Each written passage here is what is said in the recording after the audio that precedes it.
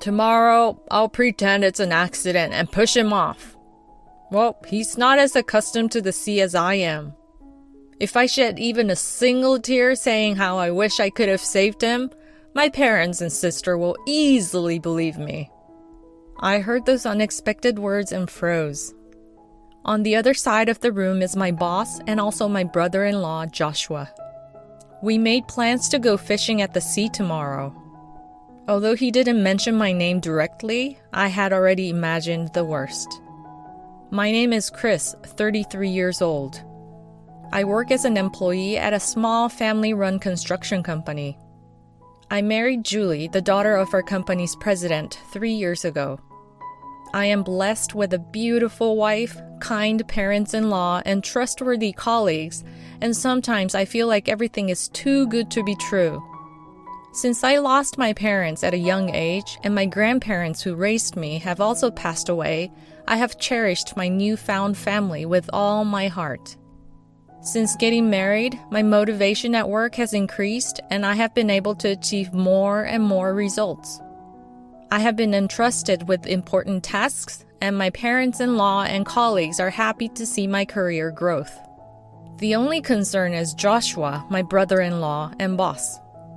Before I married his sister Julie, we were close in age and had similar hobbies, so we used to go fishing together sometimes. However, ever since I married Julie, and maybe because Joshua doesn't like how my parents-in-law dote on me, he has become hostile towards me. "You're deceiving my sister. And my parents only praise you. Don't get too cocky. The position of the president is rightfully mine as the eldest son." He keeps hurling insults and harassment at me like this. It's complicated because we used to be on good terms. Nevertheless, I continue to work diligently under him, trying to maintain polite interactions with him. "You're acting so immature for your age. Don't mix personal and professional matters," Joshua said with an attitude that left me astonished. I was grateful that the president, or my father-in-law and his wife, would get angry at Joshua's behavior. Although Joshua didn't believe me, I had no interest in becoming the president myself, and I had clearly stated my denial. I just wanted to live every day with my loved ones, with smiles on our faces. One day, Joshua stopped me. "Hey Chris, are you going home now?" "Yes." When I turned to the direction where the brusque question came from, I saw Joshua standing with his lips tightly closed, looking serious. "Chief, is there something you want to talk about?" I asked nervously. "Never mind." Joshua shook his head with a solemn face. Speaking to me about something other than work or sarcasm? I wonder what's going on. Joshua opened the lid of a Coke bottle, took a gulp, and then started talking. "You've heard that it's my mom's birthday next month, right? It's also a long holiday, so why don't you stay at my place?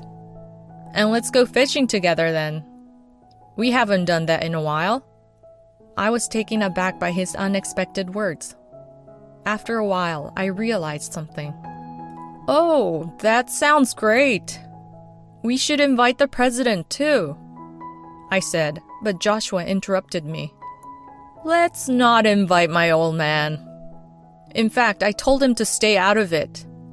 You know, we haven't had a time to sit and really talk since you married Julie. I felt bad because of my stubbornness, and I thought it was awkward to be your brother-in-law and your boss at the same time." Joshua spoke hesitantly and in fragments. I felt a warm sensation in my chest. "I see. I'm glad you said that. I'd love to join you." I think I was really excited about it. I wanted to call Joshua brother and get along with him like I did with my in-laws.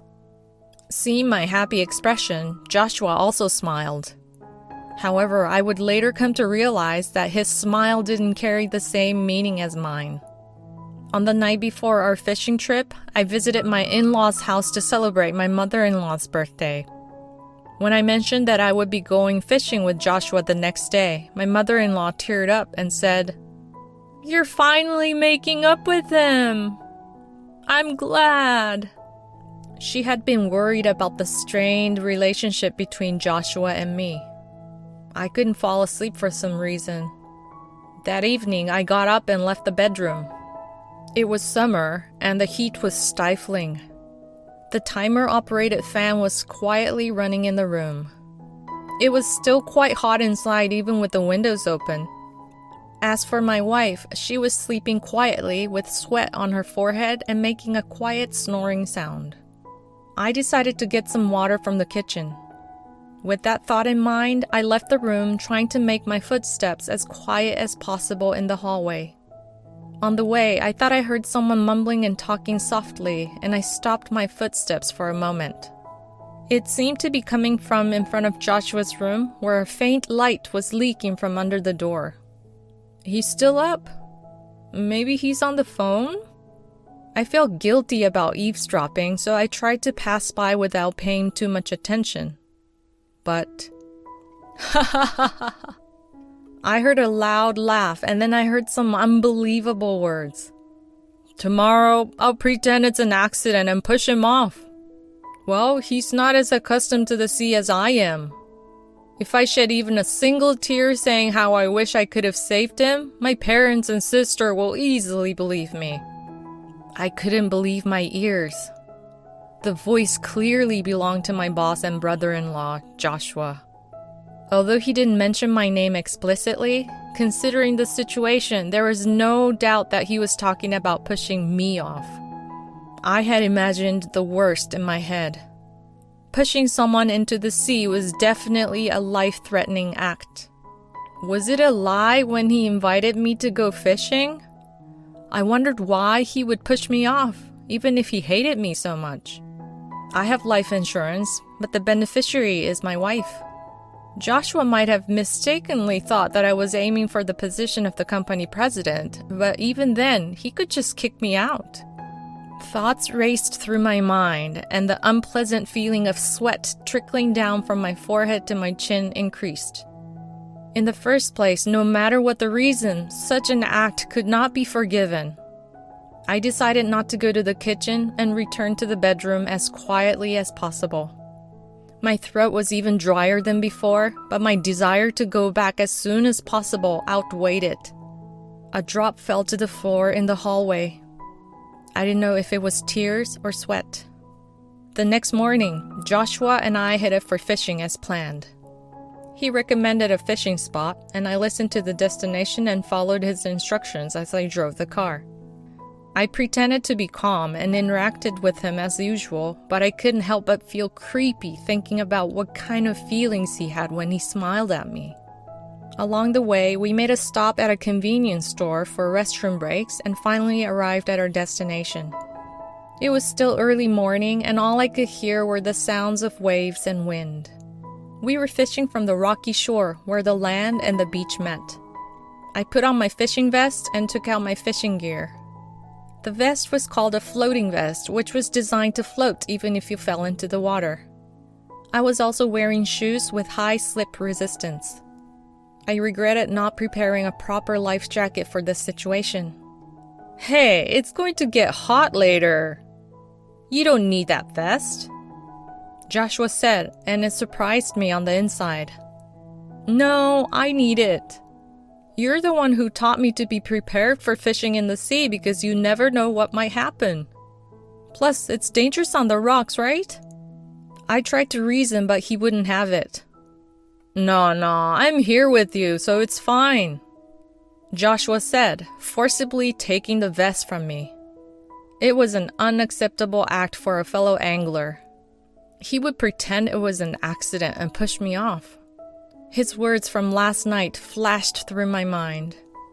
I glanced at a distant spot and smiled as if I had given up. I'm counting on you, bro. Yeah, I gotcha. And so the quiet time for fishing continued.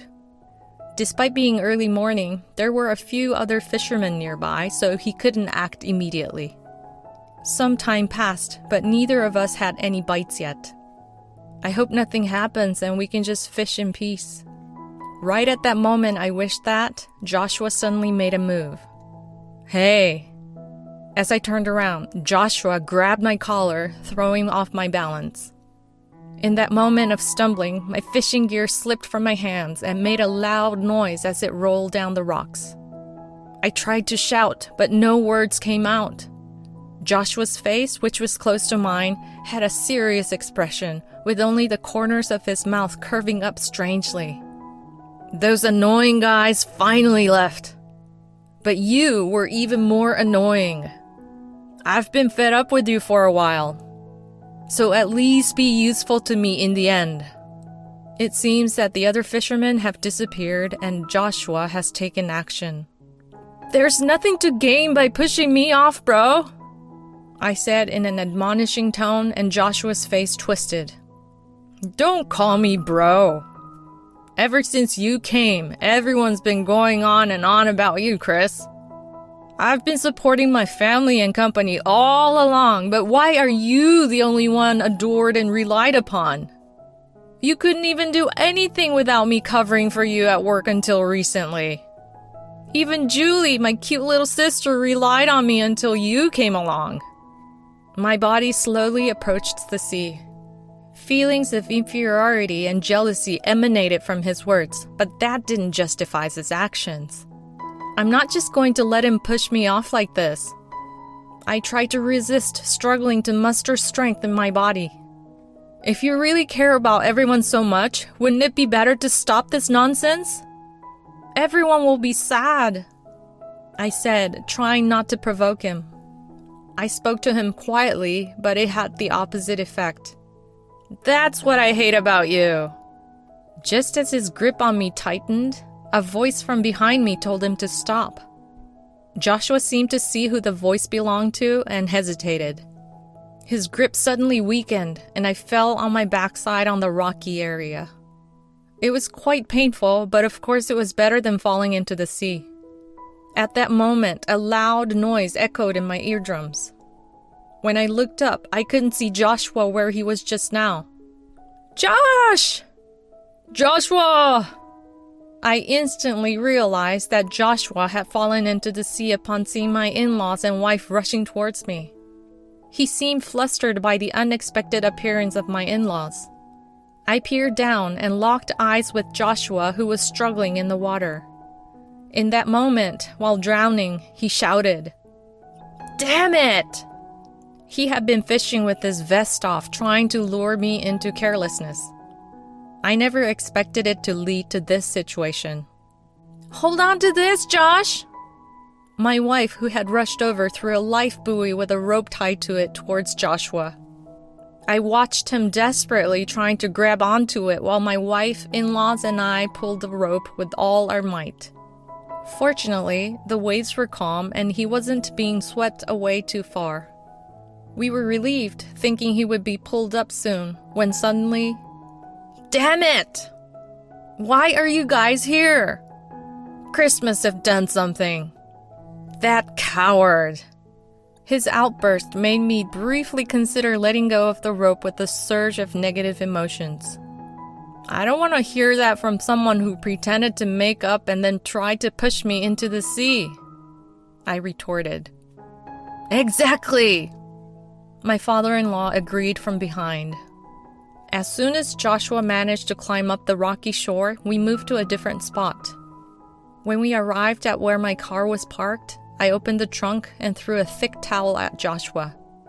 He looked dissatisfied, but started wiping his head and body with the towel.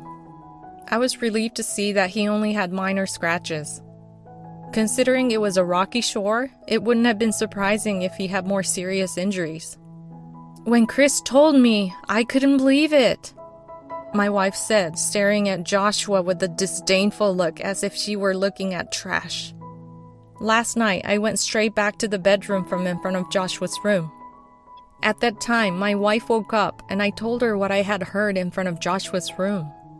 Normally, she would have laughed it off as a mistake, but she listened attentively. Josh recently asked me about insurance, like what happens if something happens to you, how much I will get, and stuff like that. I thought it was strange. Even so, your brother won't get a single penny from me dying, right? I said, and my wife's expression clouded. I guess he thinks I'm completely under his control and that he can easily take the insurance money from me. I can't even start to imagine if something were to happen to you. I hugged my teary-eyed wife. I'm sorry for talking about things that make you anxious. I'm glad you told me. I'll talk to my dad and the others tomorrow, and then we'll chase after you in the car. Don't worry, I'm sure my dad and the others will believe me. So let me know your location as soon as you know. My wife says that Joshua would likely deny everything unless we show the scene to our family. It's true that just hearing my side of the story isn't enough evidence. That's why I sent the destination information to my wife at the convenience store along the way. My wife and in-laws arrived later than us and watched over me from a distance. Knowing that they were watching over me, I could obediently take off my vest when told to do so. By the way, my wife had prepared the homemade life-saving tools for me in case something happened to me. She never imagined she would be using it to save her brother. You stupid son! Did he slap Joshua's cheek? Joshua held his cheek and lowered his head, trembling. Even my mother-in-law, who would normally intervene, silently watched his actions. Joshua seemed to give up and began explaining the reasons. The general content was the same as what he told me earlier. He didn't like me being valued by others and thought that he would lose the position of the future company president that he was supposed to inherit. The other reason was that he was instigated by the woman he is currently dating. It seems that Joshua is quite infatuated with that woman and has used most of his savings on her. She apparently suggested to Joshua that he should try to extort my insurance money from my wife after getting rid of me. She's an outrageous woman. Joshua, who had listened to her, was also a terrible man, but as my wife finished listening to the story, she shouted with tears in her eyes. Even if something were to happen to Chris, there's no way I would give you what he left behind for me. I don't consider you my brother anymore, so never come near us again. She pressed her face against my chest and started crying. Joshua, I'll go with you, so turn yourself in. This is unforgivable. Reacting to my mother-in-law's words, Joshua visibly trembled and began to plead with me. It was just a momentary lapse of judgment. It was an idiotic mistake. I won't do something like this again. If you forgive me, everything will be fine. You won't do something like this again? Of course not. No ordinary person would ever think of pretending it's an accident and pushing someone into the sea. I respected you as my brother-in-law and was really happy that you were willing to talk to me. A heavy silence hung in the air, and Joshua looked down. Eventually, in a voice that seemed to disappear, he said, "I'm very sorry," and apologized to me with his hands on mine. 6 months have passed since then. Joshua is now behind bars, and the woman who incited him is the same. According to what I heard from the police, not only did they plan to harm me, but they also had other criminal acts of extortion to obtain money from others. It's even worse than I imagined. I received compensation from the parents of the woman and my in-laws. I refused to accept money from my in-laws, but they insisted that it was just reimbursement, and with my wife's persuasion, I agreed. I want Joshua to repay the money to them after he's released. I received a letter from Joshua once. It contained words of apology as well as a promise not to come near me and my wife again if he is released. Not only me, but also my in-laws and wife were deeply wounded by his actions. It may also affect the company.